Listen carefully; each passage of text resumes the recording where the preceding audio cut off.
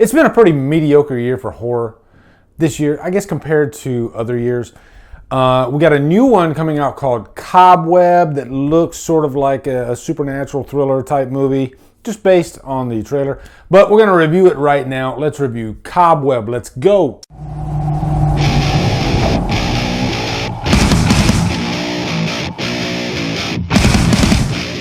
What's up, guys? Time for a brand new 2023 review. We're going to review this movie with Lizzie Kaplan and Anthony Starr, Homelander himself. That's definitely what caught my attention. Also, I'm a big Lizzie Kaplan fan, too.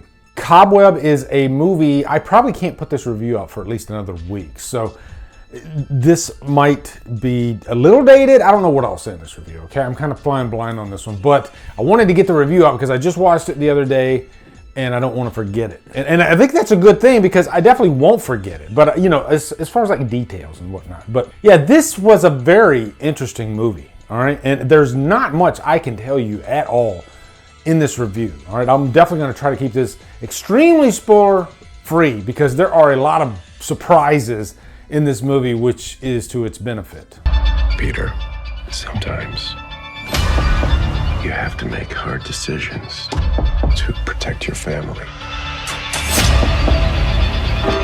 What is that? The banging.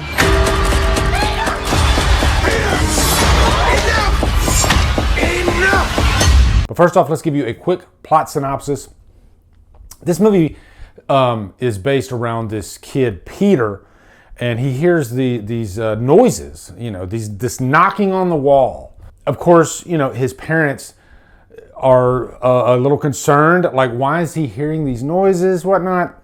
There's also a pivotal character in the movie called Miss Devine. She's a substitute teacher played by Cleopatra Coleman. This was one of those things at face value when I saw this trailer, I automatically thought exactly where this movie was going to go. It just looked like a lot of those cliche supernatural horror movies with jump scares, maybe some CGI. And this trailer does kind of allude to that stuff, especially some of the shots. You know, I was rolling my eyes. So going into this movie, I thought for sure I was going to have it pegged, and I wasn't going to be that surprised, and it was going to be a waste of my time. And I can tell you right now, guys, it quite surprised me. Okay, when I thought they were going to go one direction, they went the other direction. And it constantly does that all the way through. And really, in almost every aspect, especially when you get down to the characters, at face value, Anthony Starr and Lizzie Kaplan, they just looked like your cliche mother and father in these supernatural types of films.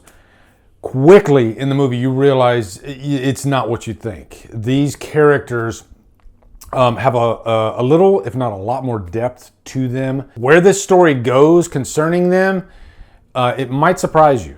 And also this kid, Peter, he's quite traumatized by what's going on throughout this movie.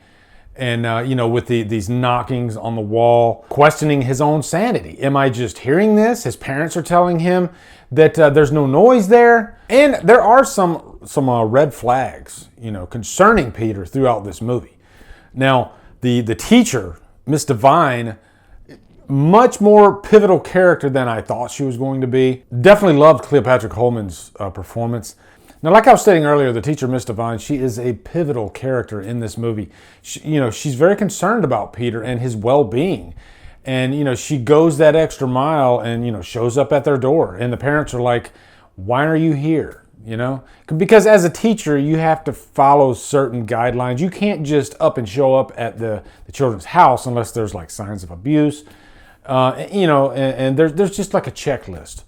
And so she has a little bit of resistance coming at her throughout this, and that adds some nice drama in the movie. But you're concerned about this kid, Peter, too, and you're always wondering, where is this story going to go? Because I'll even say, in the first act, it started letting on some things that I was quite surprised by. Now, the backstory in this movie, again, without going into any spoilers, and it's established at the beginning, there is this child that went missing before Peter was born.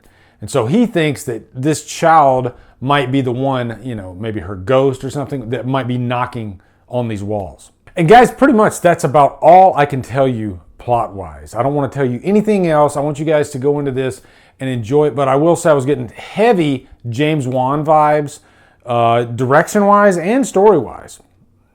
And what I mean by that is James Wan always chooses the path of unpredictability in his movies. And I love that about him. You know, just when you think he's going to go one direction, he goes another direction. This movie definitely does that. It keeps you on your toes. Is it perfect? I don't think so. Absolutely not. And there are some scenes, especially in the final act, I'll even say it might split your audience in half. Some of you are going to be on board. Some of you are going to be like, nope, not for me.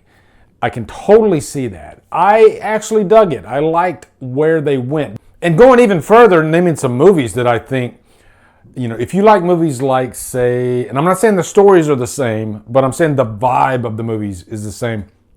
I would say, you know, stuff like The Boy, stuff like Stir of Echoes. And I think the one commonality of all those movies that I just mentioned is I think all of them are unpredictable. So you can kind of file this movie in there. Now, thankfully, I loved Anthony Starr and Lizzie Kaplan in this. These were roles that they could definitely sink their teeth into. It wasn't just your stereotypical mother-father type role with the child.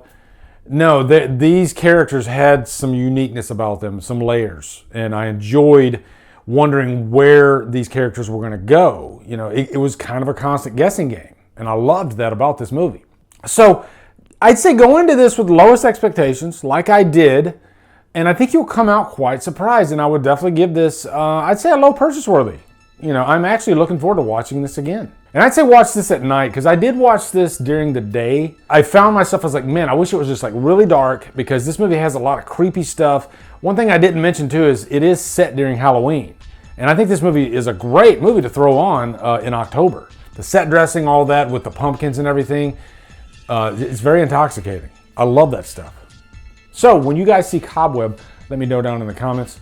Also, guys, be sure to subscribe to my second channel now, Drumdums Extra.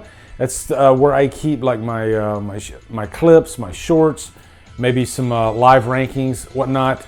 All kinds of goodies over there that I normally will not be putting on the main channel from here on out. The main channel is going to be more for just straight up reviews, maybe some produced rankings.